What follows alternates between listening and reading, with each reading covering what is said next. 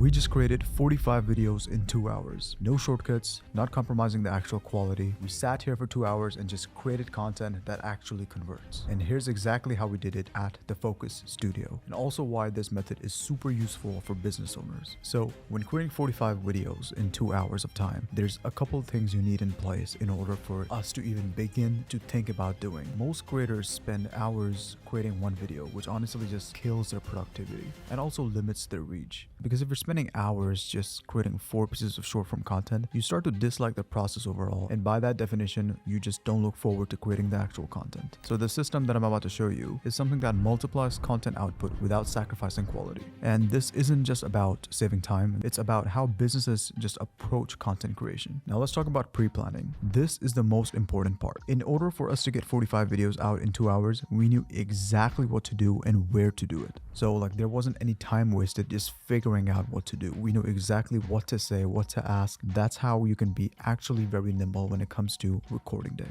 Now in today's example, we were recording Jamaree James. He's a financial strategist and we were recording some content for him. He's been with us 5 months now at this time of the recording, and he's actually pretty good in front of camera now. So the minute he came to the studio, we had outlined and addressed everything from outfit changed, so he's not in the same outfit for 45 videos, and also what sets are we going to use. So we have multiple sets that we can customize the studio to. This is obviously one of them, and then we have a bunch of them which you can see right now. You can theoretically do this in the same spot and even save more time. So if Jamaree just wanted to do this within an hour, he could just sit in one spot and do more videos. We wanted the quality element as well, and actually making the clip look different, which is super important. There are different types of requirements for different people. Now we're ready to record. What we do in front of camera also depends on who's in front of camera. There are different requirements for different peoples. Here's what I mean. Now some people need scripts word for word. They need to have a script in front of them or placed onto the teleprompter and they can just read it. While they can improvise, if they just say it from their head, there's just going to be a lot of retakes, and that by definition takes time and it just slows down the whole process. Now some people, like Jamaree in this example as well, just need a concept and a question. We're also going to provide you a concept on what type of answer should be expected for this type of question. Now of course you can give a different answer because it is your expertise, but we're going to give you kind of like the highlight and the layout on what answer is actually expected when asked this question. Now some people, if you just ask them, they will just go off, and this is a very impressive thing to do, because if you just ask them a question and they can just give you like 2 to 3 pieces of content just off of that question, which is a pretty impressive thing to do, by the way. And now some people are just hybrid. They're fine with the script and they're also fine with,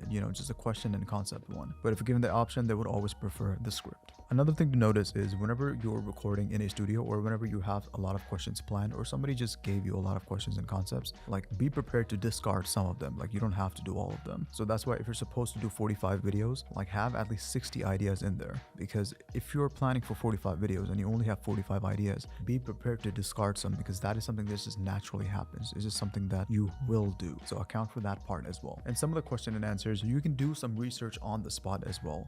So for example, we have like AI tools, we have so many tools, and if you want to do some research-based question and answers on the spot, use perplexity.ai. This is a very cool AI tool, not sponsored or anything, or you can use ChatGPT. But this is just something that, let's say you're doing the Q&A concept or something's missing from the script, you guys can easily just open up your laptop, iPad, or even on your phone and get the answer and just keep rolling. Nothing needs to pause. Like if you have the right resources and tools available, things keep moving very smoothly, because the end goal for all of this is just to get more business at the end of the day. In this example that you see, this is something that's called the interview style method, which is basically just a regular conversation being recorded specifically for content. And the reason I don't just call it a podcast style, because that is something you can also name it, is because there's actually another person that you can see, kind of like a shadow that the person is having a conversation to. So it's not a fake podcast, it's actually just a regular conversation being recorded, and this is mainly done to get your best side out. Now this is a method that you can use across the board, whether you're a complete beginner, you've never created content in your life ever, and you'll notice if you do this style and you play back that video, it's gonna look like you've been doing this for a while.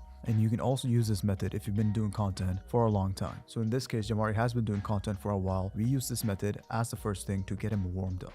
other than that, this was kind of like the first method we used for the first set. The other sets, we just had questions on our phone and we just used the questions and concepts. Now, another thing I recommend, like the people who are recording you do, if you have people who are recording you, ask them to ask you sub questions from your questions. So for example, let's say we're listening to somebody speak, we're doing kind of like a regular question and answer, or we have some questions and the person who's on camera gives an interesting answer. So what we'll do, we'll ask them a sub question that we were curious on why that answer, something like that. So this is something the people who are actually recording you might think of, like, okay, this is something the audience might think. So that way you have more pieces of content being filmed live as sub pieces to your main content. So very, very important as well. Now the quality you see on the screen, as you can tell, like nothing was actually sacrificed. That's why I come into a controlled environment where you can switch sets, adjust the lighting, move the professional equipment, all done fast and no quality was sacrificed. And more importantly, coming to the studio, we had somebody directing him live. And that is one of those things where it's very underrated. So if you haven't been creating a lot of content and you just don't know what you're doing, and this applies to, like, again, to a beginner, to the expert. So having direction, like please straighten your back, please have high energy, take the videos to the next level. Because while quality, the ideas, these are fine, the direction is fine, but the delivery of the content also needs to be good. So if you're sitting here monotone and you're just like, just because we're filming does not, like, the people won't watch it. So the ideas can be world-class, quality can be world-class, but if the delivery of the content is not there, it's just not going to perform as well. So if possible, make sure you consciously just check yourself for the delivery of the content. Don't hesitate doing the same video twice. Like the first video, we always redo it. Depends on the video as well. It's a short form, we definitely will. But especially if you're doing something like VSLs,